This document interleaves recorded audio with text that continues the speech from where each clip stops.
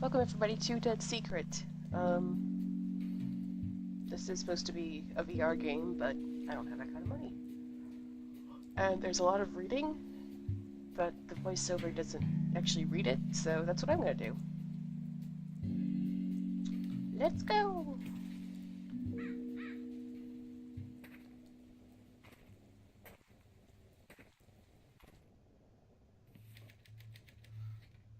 Harris Bullard was found dead in his study 5 days ago. Nobody believes me, but I think he was murdered. This house in the middle of nowhere holds the secret. There's a story hiding here, and I'm going to cover it. If I'm right, there are 4 major suspects. Graham Wellington, Josie Herrera, Cynthia Peckman, Bobby Sawyer. I'm not leaving until I find out what happened.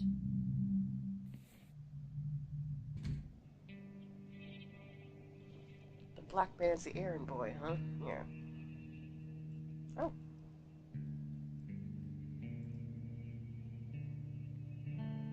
Wow, that looks like me. Creepily enough. Okay. Reclusive prof found dead in home. Grove, Kansas. Harris Bullard, a retired college teacher, was found dead in his home Monday. The body was discovered by Bobby Sawyer, who worked part-time for Bullard running odd jobs. A police investigation has concluded that Bullard died of natural causes. He was 63. Bullard moved into his home on Rampa Way several years ago, but was rarely seen about town. He was a private and reclusive man who seemed to have few friends. Bullard raised eyebrows last year when a former student, a pretty young woman named Josie Herrera, moved in with him. Bullard's will, written in 1957, leaves his entire estate to his ex-wife, Cynthia Peckman. Peckman will reportedly sell the house and its contents immediately. Harris was a genius in his disciplines, said Graham Wellington, a former colleague. The field of neuroscience is considerably poorer without him.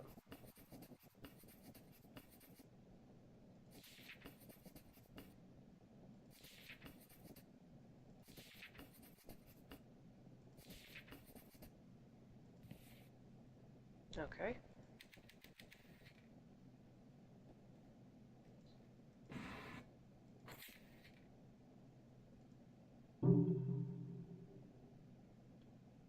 Oh.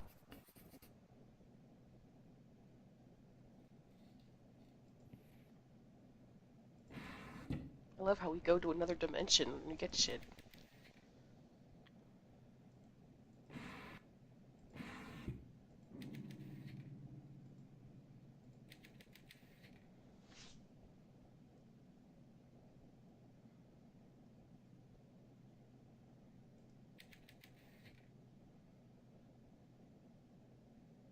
Those are some rather modern-looking clothes for 1960-something. What the hell?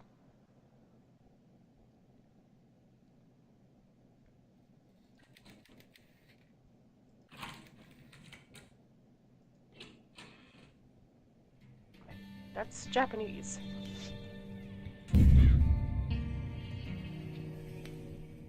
Oh no, crow jump scare.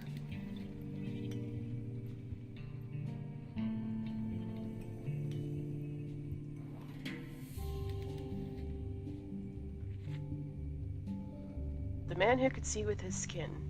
In 1926, I met a man who could see with his skin. His eyes were sealed with wax and bandaged, yet he remained aware of the room around him. We held up signs which he read and fingers which he counted, even when we stood behind him. After the performance, I gave him $200 for the secret.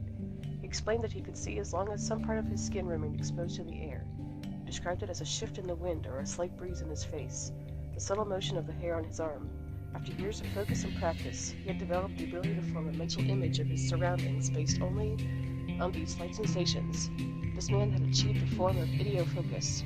Granted, he only had access to a very narrow range of sensory information, but the result was powerful. I immediately resolved to discover the secret of his ability. Now, almost 4 decades later, I am very close.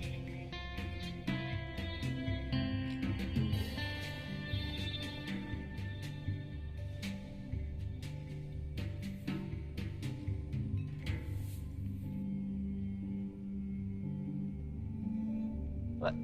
It says something about eyeless Joe. Oh, coroner report. Good to know.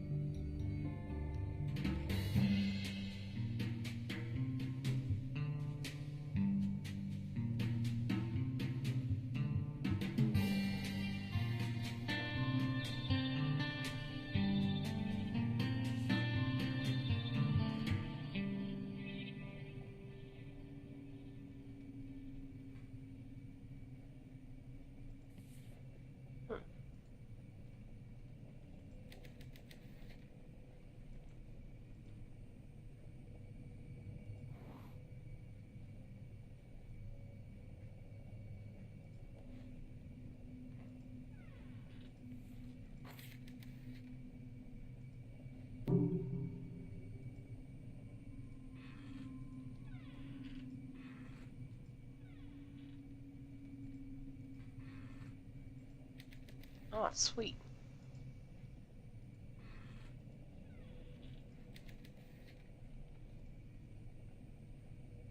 Snow Woman? Yukiona?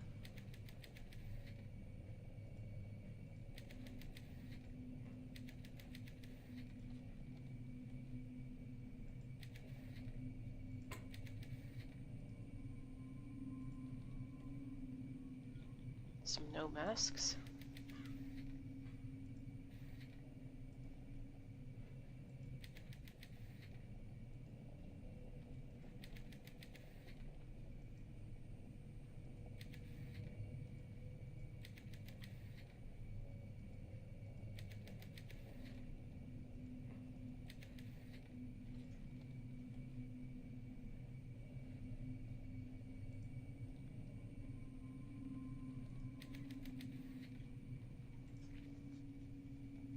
Joe, something is after me. It's creeping around the house, trying to get in. I'm sure of it. I heard footsteps outside and creaking on the roof. It's not safe here. I've taken the idiofocal lenses from their normal location and hidden them in my study. I sent you a package that you'll know what to do with. Check the for the mask. As usual, X marks the spot, Harris. P.S. The sequence is west, east, north.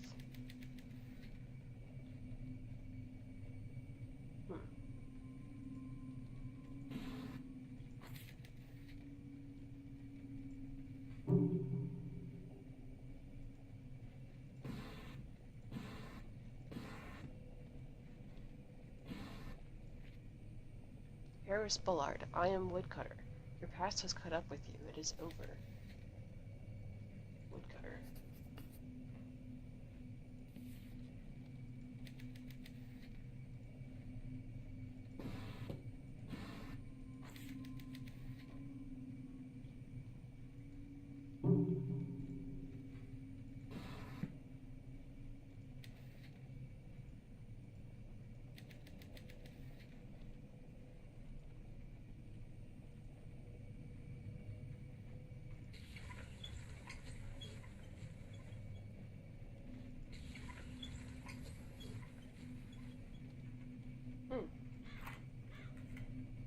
For Japan.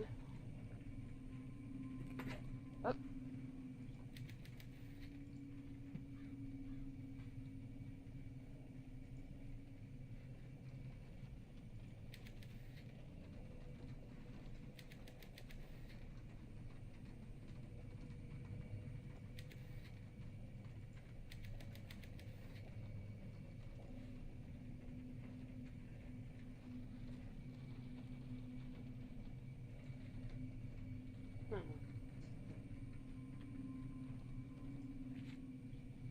The Snow Woman, adapted from an original translation by Lafcadio Hearn, whatever. An old man and his son climbed a mountain to collect firewood. It began to snow heavily, and unable to make it back home, they decided to pass the night in a small hut. In the middle of the night, the young man awoke to see that the door had blown open.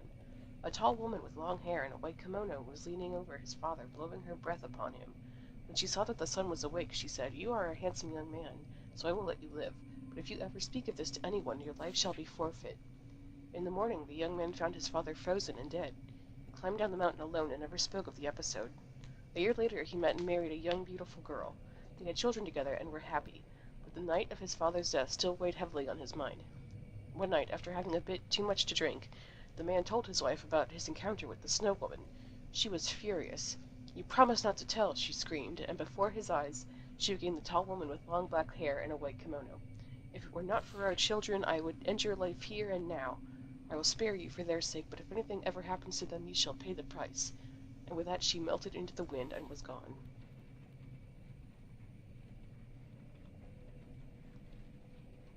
Interesting.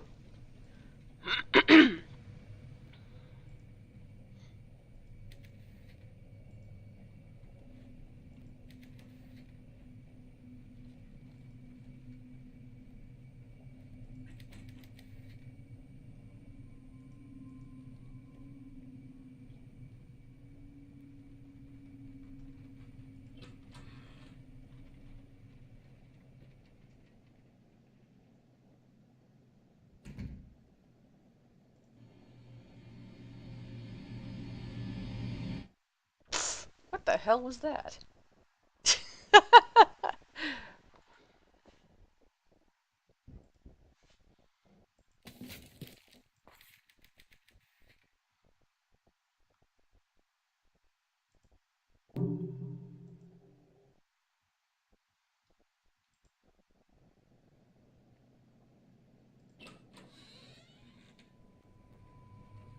Oh, the TV's on. Hey!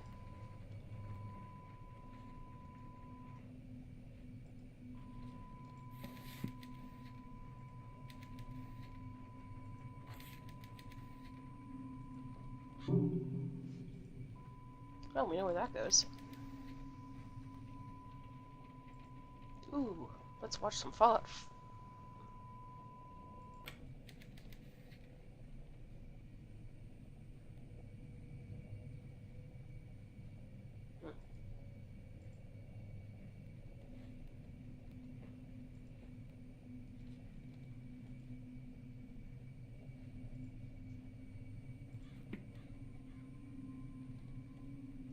No, wait, what was the sequence? Oh,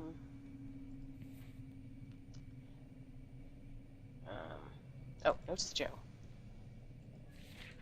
West, east, north. Okay. Well, if that's north, it's like that. So, west, east, north. What the hell? A monkey face? Okay.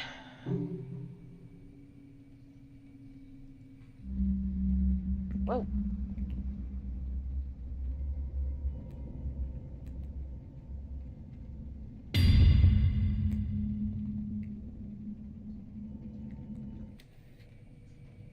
Okay.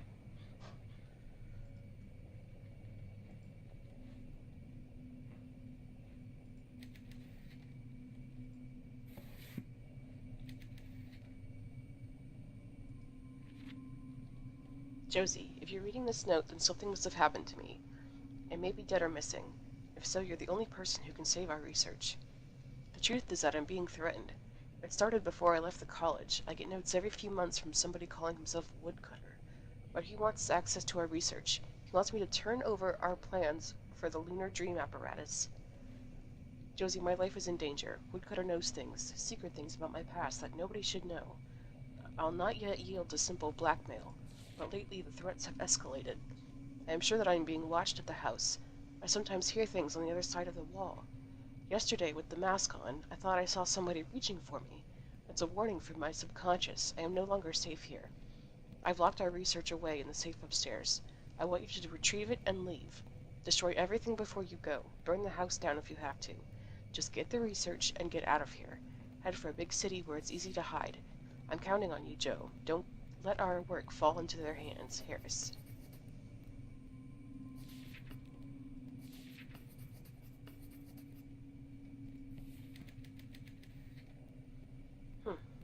Okay.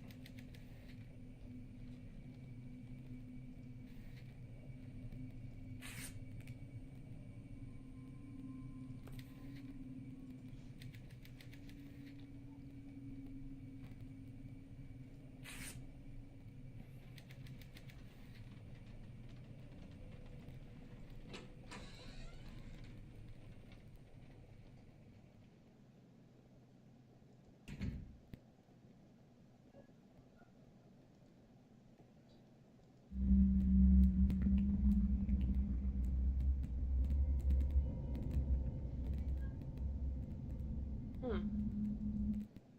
Interesting.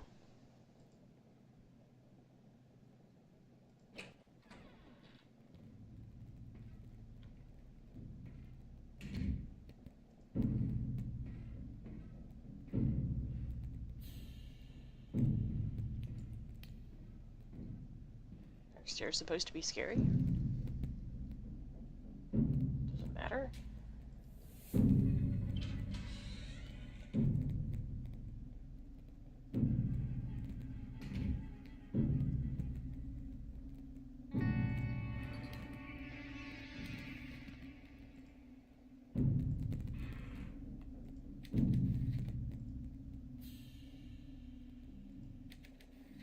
Can't see shit.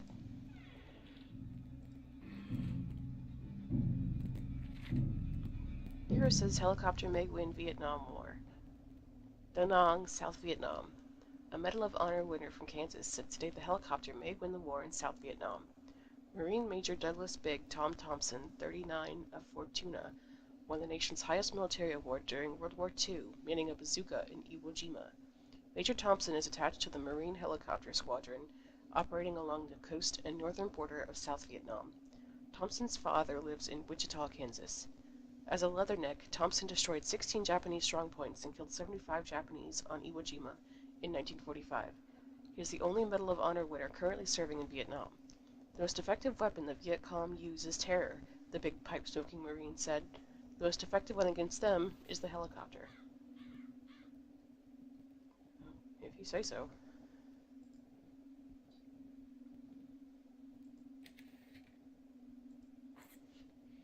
Dear Diary, today is an anniversary. It was 5 years ago today that I found Dad's name on an old research paper at the U of C. He had written it in 1933, 8 years before I was born. I didn't know he had gone to college. I had never really thought about his life. It was just a name on my birth certificate. Dad ran out on Mama after the war. He had gone off to fight and just never came back. When he stopped writing, Mama thought he'd been killed. I remember her crying on the kitchen table. The war ended. Life went on. Mama died without ever finding out what had happened to him. I used to hate him. Hated the idea of him. Hated my mother a little bit, too. I figured Dad was just a deadbeat who ditched Mama because he didn't want a kid. But when I found his name in the library, something changed. I couldn't stop thinking about him. Deadbeat dads don't study physics, do they? What is he doing now? What does he look like? Is he married to somebody else? I traced him here to Kansas, but finding him was taking longer than I expected.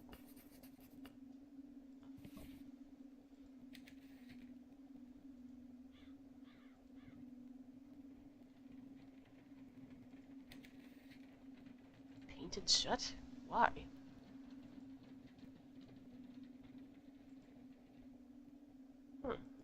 Interesting.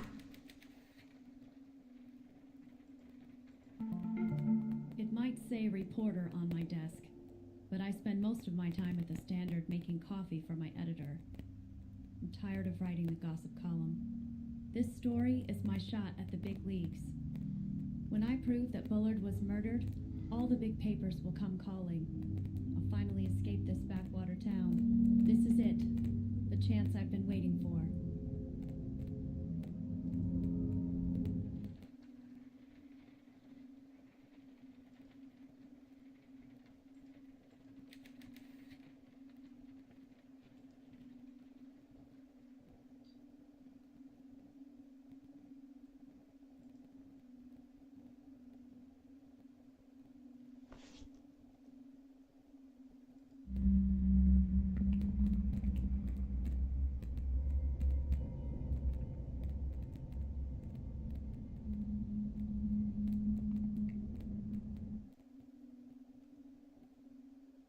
Thank you for that uselessness.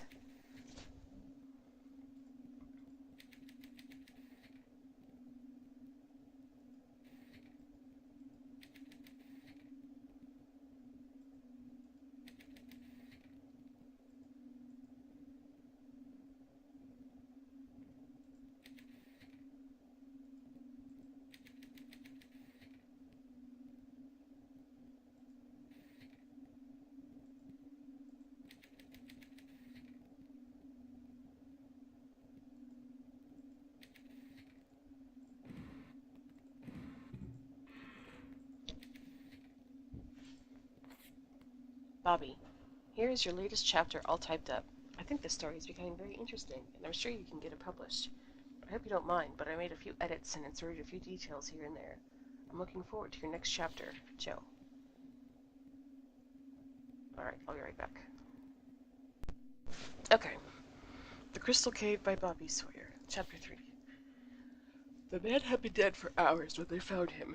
He had crawled halfway up Sarah Johnson's porch steps before coming to rest just outside the door, his feet dangling off the edge like spaghetti that somebody had cooked too long. Old Sarah just about keeled over when she saw him. The man was inked. Weird lines crisscrossed every inch of his skin, like Indian war paint. Even his eyelids were marked. The tattoos made him look like some African shaman out of National Geographic, except that he was white and was wearing work overalls 2 sizes too big.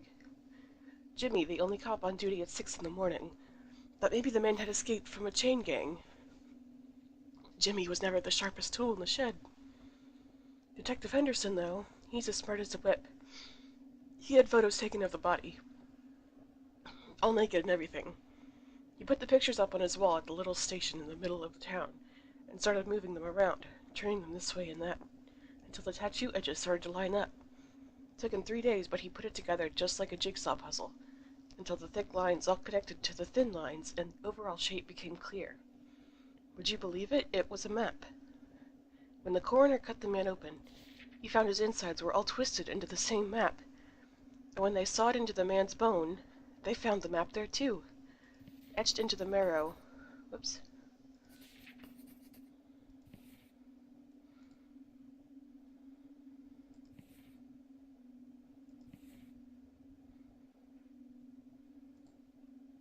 No, damn it.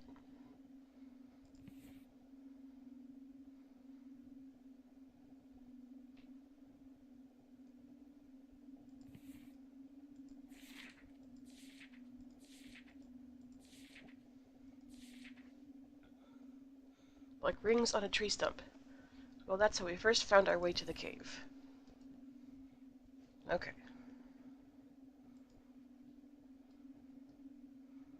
I guess that's it.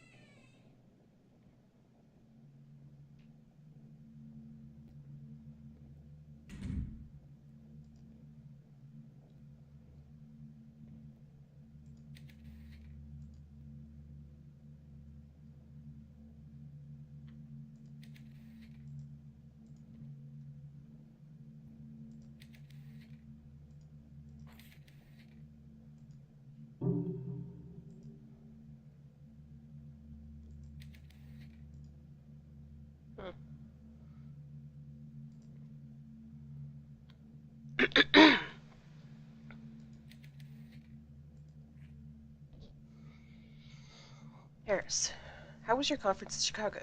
I can just imagine you prancing through the streets like Gene Kelly, swinging on lampposts and declaring yourself to be of such grand importance. Did you remember your lines? Was the audience rapt? Oh, my dear Harris, did you find a little chickadee to take back to your hotel this time? While you were gone, I had old Sam come over and change the locks. He left a few things here, which I have relocated to the curb for convenient pickup.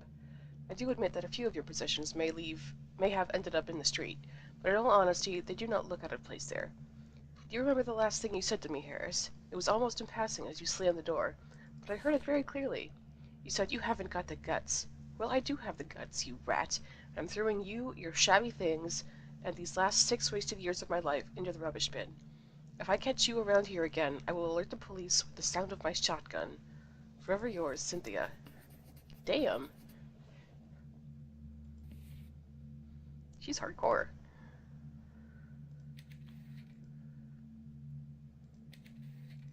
Huh. Okay.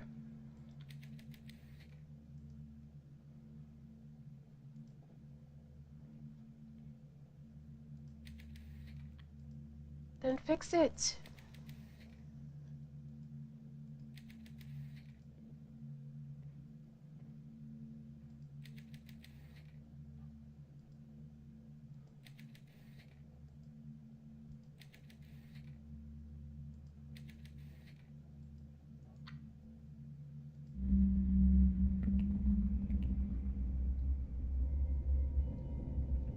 What the fuck?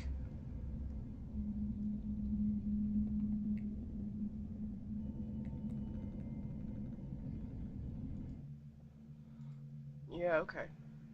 Oh.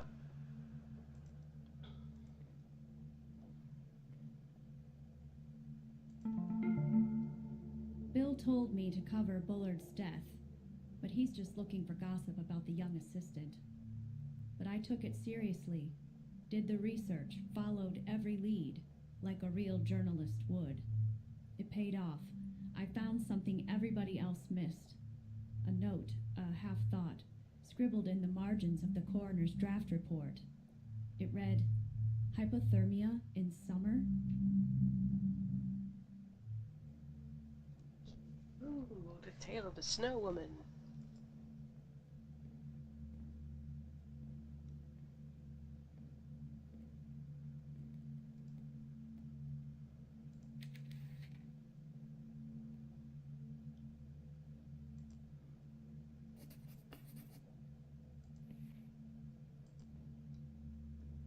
Hey, give me that note.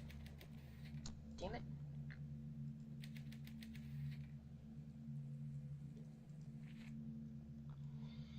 We did a test run of the idiofocal lenses today. At first we did not know how to interpret the results, but now I believe they are working better than we had anticipated. Instead of an unfiltered stream of sensory information, what we are seeing is subconscious memory. The lenses distort in response to visual stimuli that the wearer has some knowledge of. They see what my conscious mind cannot. Josie proposed that what we are really doing is mining dreams. Dreams are, after all, a form of video focus, a time when the subconscious comes forward and shows us truths that we might not otherwise recognize. What we are striving for is unrestricted access to dream thought. As a control mnemonic, the mask works pretty well. I could tell that Josie was dubious at first, but now she understands. Subconscious thought is potentially dangerous to the subject. We will need a physical object to enable the mind to compartmentalize, providing the wearer with some degree of cognitive protection. A permanent augmentation will require a much larger apparatus.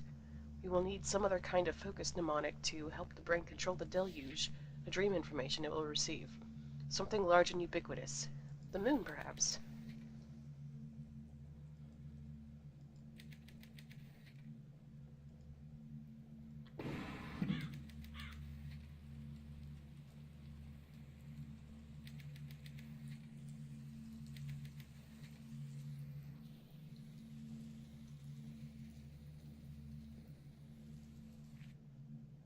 Harris Bullard, I am Woodcutter. I know your secret. James Lowry sends his regards.